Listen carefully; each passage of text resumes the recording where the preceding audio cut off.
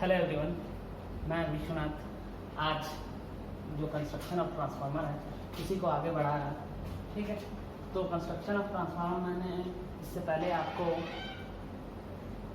जो आपकी कंस्ट्रक्शंस हैं, आपके जो मैग्नेटिक मटेरियल है उसकी क्या प्रॉपर्टीज होनी चाहिए, स्टील की जो परमेबिलिटी है और जो फ्लक्स डेंसिटी है, इसके बारे में आपसे डिस्कस किया। आज हम आपके इंसुलेटिंग मटेरियल्स, हमने कोर मटेरियल को देख लिया, आज हम इंसुलेटिंग मटेरियल को इन डिटेल समझेंगे, जानेंगे। अब इसमें आगे जाते हैं। आपका कंस्ट्रक्शन ऑफ ट्रांसफार्मर में जो इंसुलेटिंग मटेरियल्स हम यूज़ करते हैं वो है आपका, पहला है ऑक्साइड पेंट्स जिसको हम रेड ऑक्साइड कहते हैं, दूसरा है आपका ऑर्गेनिक पेंट्स, तीसरा जो है आपका थिन इम्प्रेग्नेटेड पेपर। ये इम्प्रेग्नेशन जो है ये एक प्रोसेस है थ्रू विच हम किसी मटेरियल का, किसी पेपर का क्या करते हैं, उसकी इंसुलेटिंग प्रॉपर्टीज़ को बढ़ाते हैं। तो इम्प्रेग्नेशन क्या होता है, इसमें हम किसी मटेरियल को ट्रांसफार्मर ऑयल में डिप करते हैं, डिप करके फिर उसका यूज़ करते हैं। तो जो पेपर हम यूज़ करते हैं उसे हम इम्प्रेग्नेटेड पेपर कहते हैं, और ये जो पेपर्स होते हैं बहुत ही पतले यूज़ किए जाते हैं।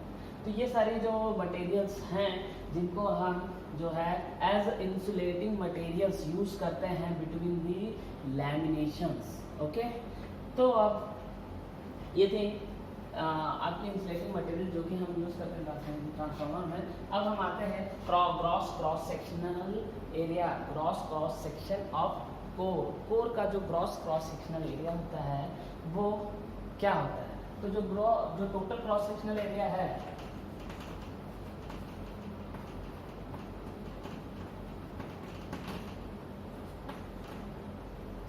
वो होता है area of magnetic material plus area of insulating material. तो जो टोटल क्रॉस सेक्शनल एरिया होता है वो जो है आपका सम होता है एरिया ऑफ मैग्नेटिक मटेरियल और एरिया ऑफ इंसुलेटिंग मटेरियल्स का।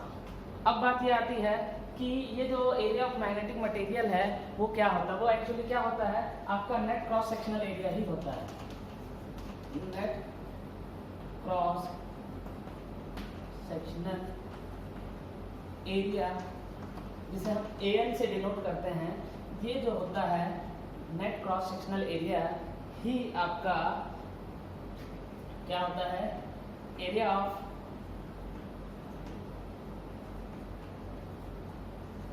Magnetic material. मतलब जो मैग्नेटिक मटेरियल का एरिया होता है वही आपका क्या होता है, नेट क्रॉस सेक्शनल एरिया होता है। ठीक है, अब हम इसमें आगे देखते हैं कि हम क्या करते हैं, जो ट्रांसफार्मर का कोर है उसको हम एज अ सॉलिड कोर ना लेकर उसकी हम क्या करते हैं, लैमिनेटेड फ्रेम्स जो होती हैं ना, लैमिनेशन जो होती है, लैमिनेटेड करके जो फ्रेम्स होती है उन सभी का उसी का यूज़ करते हैं। तो इसमें जो सॉलिड कोर का जो एक क्रॉस सेक्शनल एरिया हम लेते हैं वही आपका क्या होता है, लैमिनेशंस के साथ जो एरिया होता है उसको भी हम सेम ही कंसिडर करते हैं, दोनों का क्रॉस सेक्शनल एरिया।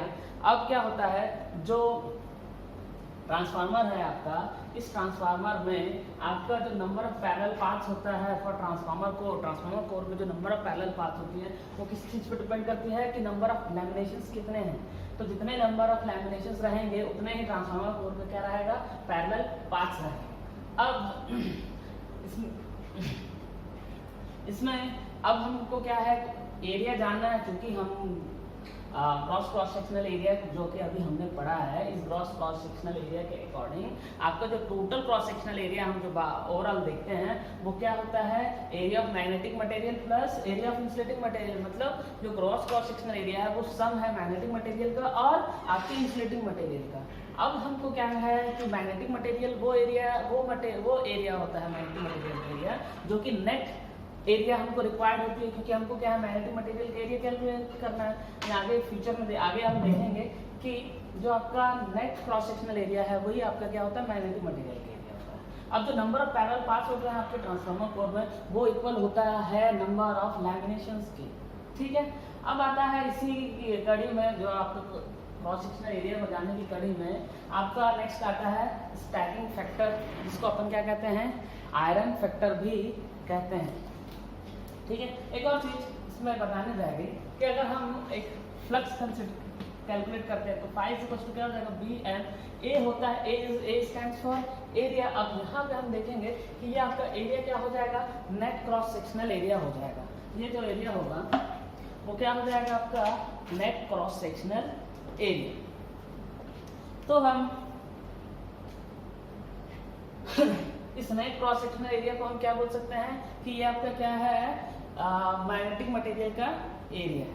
तो अब प्रैक्टिकली जब हम नेट क्रॉस सेक्शनल एरिया जो है उसको डिटरमाइन नहीं कर सकते, इसलिए हम क्या करते हैं, हम जो क्रॉस सेक्शनल एरिया है वही कंसिडर करते हैं as a net cross sectional area. अब जो डिज़ाइन है आपका, जो डिज़ाइन फैक्टर है जो कि आपका क्या कहलाता है, स्टैकिंग फैक्टर। ये जो स्टैकिंग फैक्टर है ये हमको क्या देता है, रिलेशनशिप देता है between the net cross sectional area and gross cross sectional area. कहने का मतलब ये है कि ये जो स्टैकिंग फैक्टर है ये हमको इस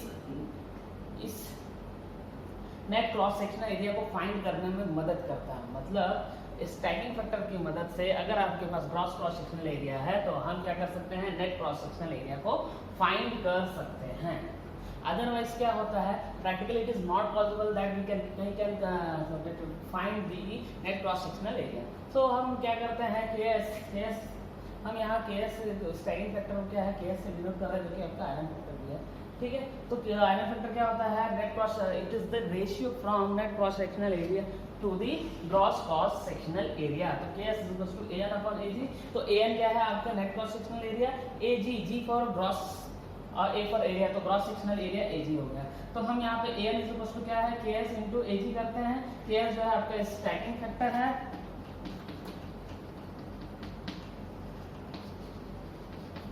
और Ag जो है आपका ग्रॉस सेक्शनल एरिया। ठीक है, अब इसमें आगे आते हैं कि अगर हम AG की जगह पे अगर हम AG को यूज करते हैं AN की जगह पे, कहने का मतलब यह है कि मैं अगर AN की जगह पे AG को कंसीडर करता हूँ, AN मतलब नेट क्रॉस सेक्शनल एरिया की जगह मैं अगर gross cross sectional area consider करता हूँ, तो इसका मतलब यह है कि जो फ्लक्स है उसको भी मुझे क्या करना पड़ेगा, ज़्यादा कंसीडर करना पड़ेगा, क्योंकि उसमें क्या होता है आपकी फ्लक्स की वैल्यू बढ़ जाएगी। ओके, अब जो आपका इसमें जो नेक्स्ट पॉइंट आता है स्टैकिंग फैक्टर के केस में, तो ये जो स्टैकिंग फैक्टर है वो डिपेंड करता है थिकनेस ऑफ लैमिनेशंस पे। मतलब जो हर एक लैमिनेशन जो हम यूज कर रहे हैं उसकी थिकनेस पे क्या करता है, ये डिपेंड करता है स्टैकिंग फैक्टर। और ये जो स्टैकिंग फैक्टर है ये डिफर करता है, इसकी जो रेंज होती है वो होती है आपकी 0.5 टू 0.95, और हम प्रैक्टिकली जो स्टैकिंग फैक्टर कंसीडर करते हैं वो होता है अराउंड 0.9। ठीक है, तो स्टैकिंग फैक्टर का एक बहुत इंपॉर्टेंट रोल है in the design of the transformer, क्योंकि हमको एरिया का जो नेट क्रॉस सेक्शनल एरिया का जो है पता तभी लग पाएगा जब हम स्टैकिंग फैक्टर को फाइंड कर पाएंगे। अब आता है कि अगर हमने थिकनेस जो है बढ़ा दिया, अगर मैंने लैमिनेशन का थिकनेस बढ़ा दिया तो क्या होगा, आपका जो स्टैकिंग फैक्टर है वो भी क्या हो जाएगा, बढ़ जाएगा। मतलब it is totally depending upon the thickness of the लैमिनेशंस। लैमिनेशंस की थिकनेस बढ़ गई तो समझ लो कि आपका स्टैकिंग फैक्टर जो है वो भी बढ़ जाएगा। अब अगर thickness of the lamination is less then the more insulating materials will be used। अगर आपका थिकनेस कम हो जाएगा तो क्या होगा कि इंसुलेटिंग मटेरियल ज़्यादा यूज करना पड़ेगा, जिसकी वजह से क्या होगा, आपका जो मैग्नेटिक मटेरियल जो हम यूज कर रहे हैं in the construction of the core of the transformer, that will be again reduced because आपने इंसुलेटिंग मटेरियल ज़्यादा यूज किया है। अब इसके बाद जो आता है आपका वो है कि जो लैमिनेटेड फ्रेम्स होती हैं उन सभी को हम क्या करते हैं, बंच करके रखते हैं। हम क्या करते हैं, जब आप लोग देखो जब किसी ट्रांसफार्मर को ओपन करते हैं तो दे आर टोटली बोल्टेड और उनके बीच में एयर गैप की भी जगह नहीं होती, कोई गैप नहीं होता, कोई जगह नहीं होती, खाली स्पेस नहीं होता।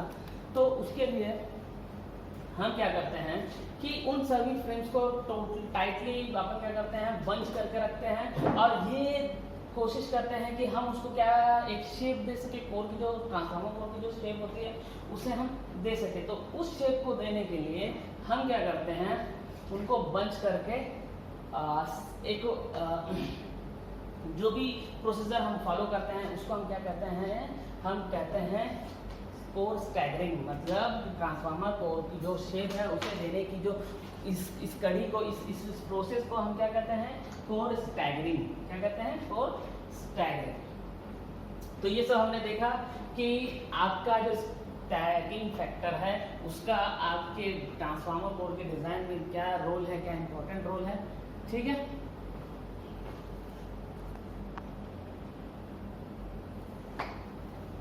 तो हमने स्टैगरिंग के बारे में देखा। आपका जो कोर स्टैगरिंग है वो क्या होता है, आपका एक प्रोसेस है जिसके थ्रू हम क्या करते हैं, आपके जो ट्रांसफार्मर कोर है उसको एक शेप देने की कोशिश करते हैं। तो यहाँ पे आप देख रहे हैं कि ये हम बट जॉइंट्स यूज़ कर रहे हैं। ठीक है, तो यहाँ पे हम जो अलग अलग फ्रेम्स होती है, लैमिनेशंस होती है, उन सभी को क्या है कि नज़दीक ला के प्रॉपरली टाइट बोल्टिंग करके रखते हैं जिससे कि उनके बीच में कोई एयर गैप तक ना रहे।